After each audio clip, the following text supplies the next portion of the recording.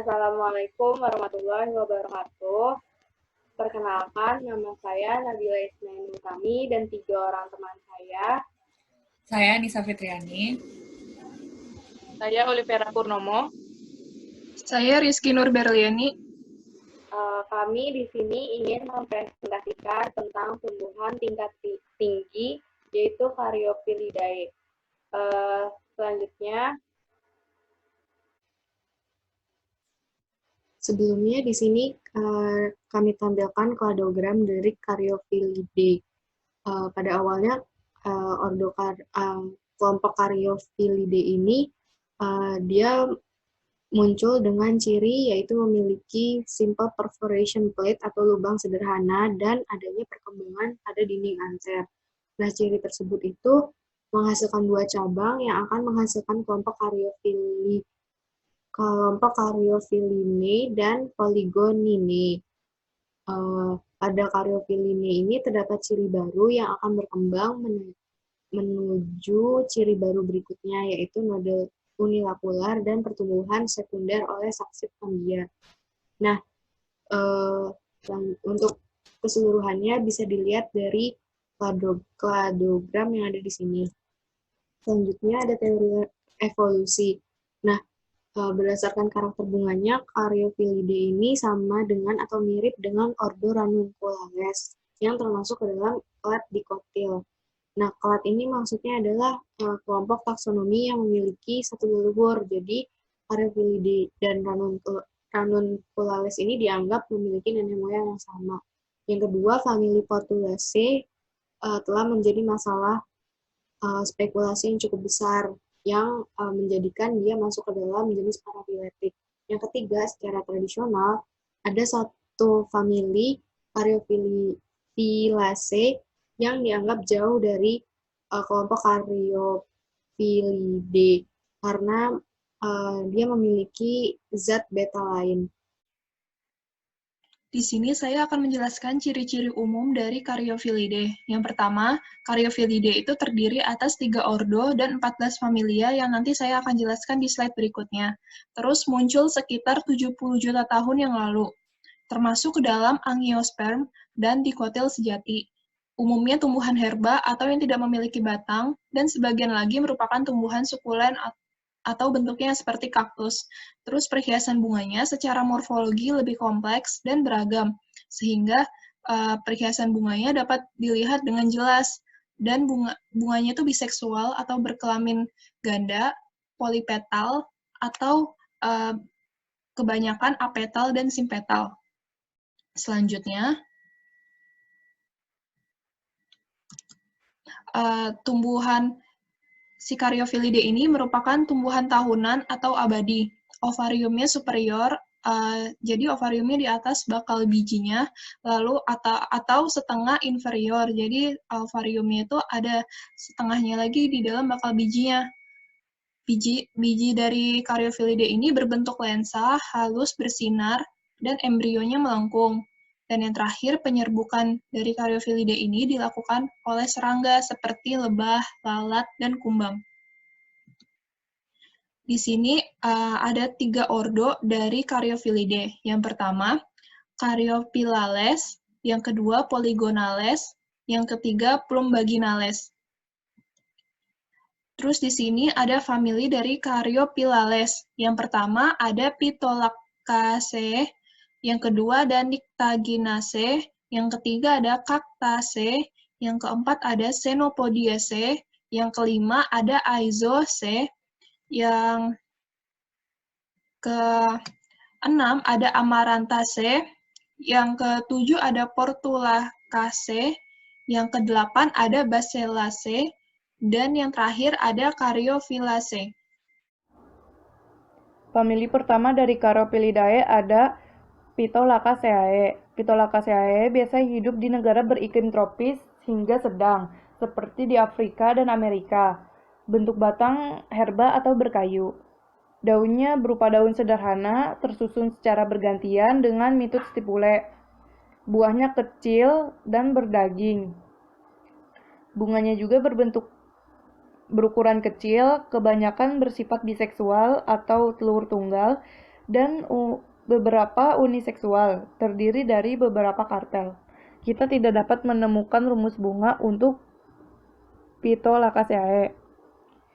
Di sini ada contoh spesies Phytolacca americana.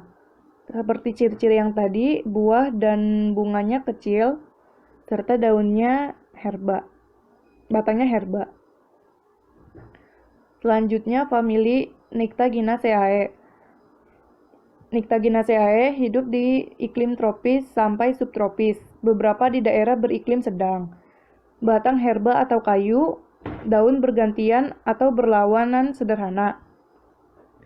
Buah berupa buah kering, memiliki antokarp berbiji tunggal yang tidak teratur. Bunganya sempurna atau diclinoous, terdiri dari 3-5 branch, berwarna cerah, yang organ-organ bunganya itu bisa dipisahkan atau menyatu. Rumus bunganya sebagai berikut. Di sini ada contoh 3 spesies dari Nyctaginaceae. Yang pertama ada Beoraphia diffusa. Akarnya bisa digunakan untuk obat asma, anemia, sampai penyakit kuning. Spesies selanjutnya, Mirabilis jalapa. Akarnya bisa digunakan untuk pencahar, serta daunnya dapat mengurangi peradangan dan obat bisul. Spesies selanjutnya, Bougainvillea, sebagai tanaman hias. Di sini ada struktur bunga, ovarium, buah, batang, akar secara lengkap dari Nyctaginaceae. Famili selanjutnya ada Cactaceae. Cactaceae dapat hidup di daerah kering seperti gurun Amerika dan Selatan. Batangnya berduri, herba, berbentuk silindris, dan ada yang epifit. Daunnya setengahnya terdifusi atau bisa dianggap tidak memiliki daun.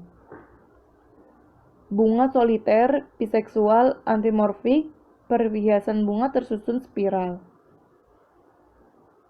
Buah berbentuk beri, ditutupi dengan duri, memiliki biji yang banyak. Endosperm biasanya pada Cactaceae tidak ada. Setelah perkembangan individu baru, embrio Cactaceae berbentuk melengkung. Banyak benang sari, serbuk sari biji-bijian, serta bunga Cactaceae ada di inferior ovariumnya. Penyerbukannya dibantu oleh serangga, burung, hingga kelelawar. Manfaatnya sebagai tanaman hias, jarum gramofon, bahan pembuat sup, salad, atau sebagai obat anti diabetes. Tertera rumus dari bunga Cactaceae. Pada gambar berwarna hitam putih, di sini ada struktur organ dari spesies Cactaceae secara lengkap. Spesies yang kita ambil salah satunya Opuntia dileni. Opuntia dileni ini memiliki akar tunggang, batang berbentuk datar atau peloklades, bunganya kuning cerah bercampur orange, serta bersifat biseksual. Daunnya tereduksi setengahnya, panjang dan berwarna hijau pucat. Buahnya berbentuk beri. Di sini ada struktur dan spesies Selenicorcus flagilliformis. Pada foto hitam putih ada struktur dari organ-organ tumbuhan ini. Ciri-cirinya akar aerial menggantung seperti pada gambar, batangnya kecil dengan epidermis berwarna hijau abu-abu. Buahnya globuse berduri dan berwarna merah. Bunganya terbuka pada siang hari, lebar melengkung dan berwarna magenta. Ctenopodiaceae. Yang pertama, habitatnya ada di tanah yang memiliki kadar garam dan alkalin di daerah yang kering. Terus bunganya tipe regular cyclic, biseksual, dan terdapat himpantium, yaitu himpantium itu benang sari yang masuk ke dalam diks atau kelopak bunga yang bebas. Buahnya tipe utricle yang masuk ke dalam himpantium berdaging. terus batangnya sukulen dan non-sukulen, annual, biennial, dan perennial. Jadi yang annual, biennial, sama perennial itu merupakan lifespan-nya. Terus daunnya besar dan kadang tidak ada. Bentuknya spiral dan distichous. Rumus bunganya seperti yang dapat kita lihat di layar ya. Selanjutnya ada struktur dari spesies Xenopodiaceae. Yang di sini kita mengambil contoh spesies Xenopodium album. Spesies ini memiliki akar tunggang yang bercabang, terus batangnya bercabang aerial dan tegak, bunganya sangat kecil atau inconspicuous, terus daunnya tunggal, tersebar secara spiral, buahnya berupa biji atau utrikel. Di sini ada beberapa spesies dari Xenopodiaceae. Yang pertama ada Beta vulgaris, terus ada Spinacia oleracea, sama Bacella rubra. Jadi ketiga spesies tadi itu manfaatnya untuk sebagai makanan. Lalu di bawahnya lagi ada Xenopodium album sama Artocenemum indicium. Jadi yang kedua spesies yang di bawah ini fungsinya untuk obat-obatan. Di sini kita bisa melihat struktur dari Xenopodium album. Selanjutnya, ada famili Amarantaceae. Habitatnya banyak tersebar di daerah dengan iklim tropis dan sedang. Batangnya berupa aerial, herba atau kayu, silindris, angular, bercabang, dan kokoh. Daunnya berbentuk sederhana, tersusun selang-seling atau bergantian, terus petiolet itu jadi si daunnya itu melekat di batang. Terus abis itu exstipulate sama daunnya itu memiliki warna kemerahan. Terus buahnya tipe asen kering berbiji tunggal, bunganya tipe Bracteaceae, sesil atau subsesil, hermaprodit atau hipogin uniseksual. Dan di layar sini kita bisa melihat rumus bunganya. Selanjutnya, di sini saya akan menjelaskan struktur dari spesies Amarantaceae. Jadi kita di sini mengambil contoh spesies Achirantes aspera. Spesies ini memiliki akar tunggang yang bercabang, daunnya tersusun secara berlawanan, tunggal, terus bunganya ada braktea, dan simetri bunganya actinomorph atau radial. Terus buahnya asen indisen dan batangnya herba di bagian atasnya dan di bagian bawahnya batangnya berkayu. Di sini ada beberapa spesies lain dari famili Amarantaceae. Di sini ada Boscia amherstiana. Manfaatnya dia menghasilkan pewarna hitam. Terus yang kedua ada Celosia cristata, manfaatnya sebagai tanaman hias, dan Achirantes aspera, yang manfaatnya sebagai obat pencahar karena dia bersifat diuretik. Di sini ada tipe daun sama bunga dari spesies Amaranthus spinosus yang bisa kita lihat di layar sini.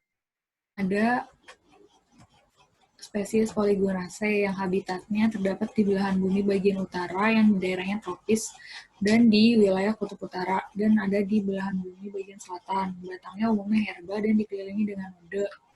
Daunnya sederhana dan tersusun secara bergantian pada batang. Buahnya Trigonus acene, bijinya tertutup dalam hipantium yang berdaging. Bunganya kecil, teratur, dan terdiri dari 2-5 kelopak. Rumus bunganya seperti yang tertera di slide. Ini contoh dari spesies Polygonaceae. Contohnya ada Coccoloba uvifera yang dimanfaatkan untuk makanan, yaitu buahnya, dan dapat dibuat sebagai bahan untuk pembuatan permen karet. Selanjutnya ada Rheum palmatum yang mempunyai manfaat sebagai bahan pembuatan drug rhubarb dan sebagai bahan pewarna.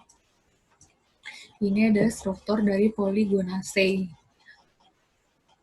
Pada poin H itu terdapat ada Trigonus acene, yaitu bijinya. Dan yang J adalah contoh dari bunganya. Nah, selanjutnya ada Basellaceae. Basellaceae ini habitatnya tumbuh liar merambat di pagar. Batangnya itu tanpa ruas.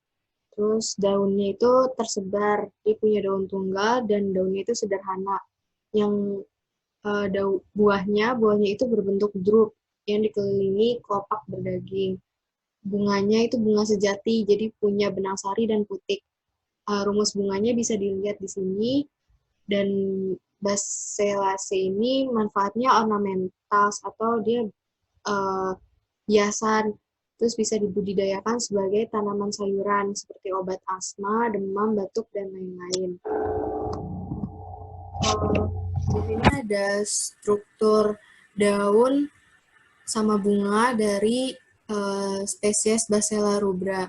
Nah, contoh spesies itu ada Anredera cordifolia, itu biasa disebut dengan pohon binahong. Dia itu dapat melancarkan peredaran darah dan mengobati asam urat serta sariawan. Yang kedua ada Basella rubra ini, dia sebagai bahan pangan dan mengandung beberapa senyawa penting seperti karotenoid dan pigmen antioksidan. Selain itu juga bisa digunakan untuk pengobatan herbal. Selanjutnya adalah Caryophyllaceae yang habitatnya adalah di daerah iklim sebagian besar di daerah utara. Batangnya tegak, bercabang, hijau, dan herba dengan nodus yang bengkak. Daunnya berhadapan sederhana dan terbuka. Buahnya berbentuk seperti kapsul unilokular yang berupa asene atau kacang. Bunganya hermafrodit dengan kelopak yang terdapat dengan 5 sepal. Berbentuk bebas atau konet, bunganya teratur dan lengkap. Manfaatnya sebagai sayuran, plester patah tulang, dan pakan ternak. Rumus bunganya seperti ada di slide. Contoh spesiesnya ada Saponaria vacaria dan Spergula arvensis. Di sampingnya ada contoh strukturnya. Selanjutnya ada Aizoaceae. Habitatnya ada di daerah tropis dan subtropis, terutama di daerah kering dan pesisir Afrika Selatan. Batangnya umumnya dengan banyak batang yang tumbuh dari dasar. Daunnya sederhana dan berpasangan. Buahnya kapsul, berbentuk kapsul, terkadang seperti beri. Buahnya teratur dan kebanyakan biseksual atau mempunyai putik dan benang sari. Untuk penyerbukannya dibantu oleh hewan, yaitu lebah, tawon, dan kupu-kupu. Rumus bunganya seperti yang ada di slide. Contoh spesiesnya adalah Anredera cordifolia, Delosperma, dan Carpobrotus. Ini adalah contoh struktur dari Trianthema portulacastrum. Sekian dari bagian famili dari kelompok Caripolidae. Sekian dari kelompok kami, kurang lebihnya mohon maaf. Wassalamualaikum warahmatullahi wabarakatuh.